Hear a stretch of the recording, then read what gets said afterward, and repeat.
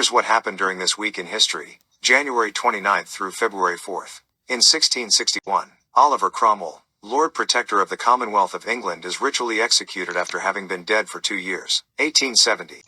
The 15th Amendment to the Constitution of the United States was ratified, guaranteeing the right to vote regardless of race. 1887. The first Groundhog Day was held in Punxsutawney, Pennsylvania. 1790. The first session of the Supreme Court of the United States was held in New York City. 1848. The United States and Mexico signed the Treaty of Guadalupe Hidalgo, ending the Mexican-American War. 1865. Congress passes, by vote of 121 to 24, the 13th Amendment of the U.S. Constitution, abolishing slavery in the U.S. 1913. The 16th Amendment to the Constitution of the United States, which grants Congress the authority to levy income taxes, was ratified. 1919.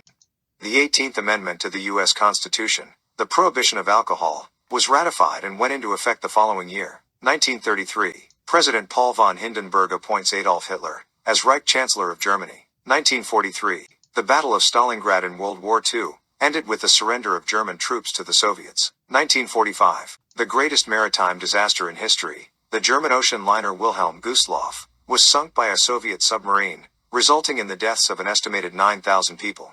1948. Mahatma Gandhi was assassinated by an extremist. 1950. U.S. President Harry Truman publicly announces support for the development of a hydrogen bomb. 1959. Buddy Holly, Ritchie Valens, and the Big Bopper died in a single-engine plane crash while on tour together. 1960. Protesting a segregated lunch counter at a Woolworths in Greensboro, North Carolina, 4 African Americans began a sit-in. Its success led to wider sit-in movements throughout the southern U.S. 1966. The Soviets launched Luna 9, the first spacecraft to make a soft landing on the moon. 1972. Bloody Sunday.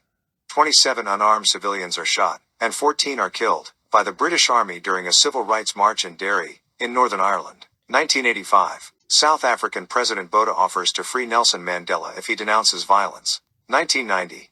South African President de Klerk lifted the 30-year ban on the African National Congress, which resulted in the release of Nelson Mandela from prison, and marked the beginning of the end of apartheid. 2003. The U.S. Space Shuttle Columbia broke up catastrophically upon re-entry, killing all 7 crew members. 2004. In what was perhaps the most controversial halftime show in Super Bowl history, Janet Jackson experienced her famous wardrobe malfunction. Also in 2004, the website Facebook was launched. And that's what happened this week in history, January 29th through February 4th. Be sure to like and follow for more.